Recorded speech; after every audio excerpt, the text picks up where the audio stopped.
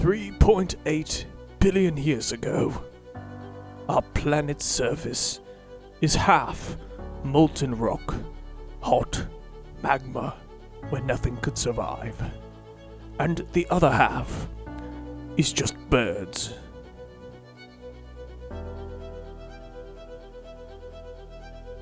Birds are the largest animal in the world.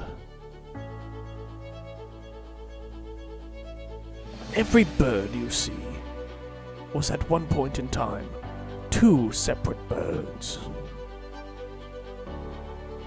When a bird meets another bird in the wild, they merge and become one bird. They only choose to do this with another bird of the same sex, because all birds are gay.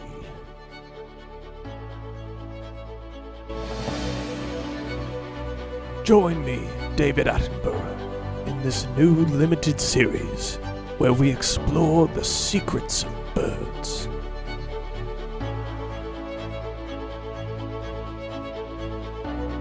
I have poop in my butthole, and the poop wants to come out.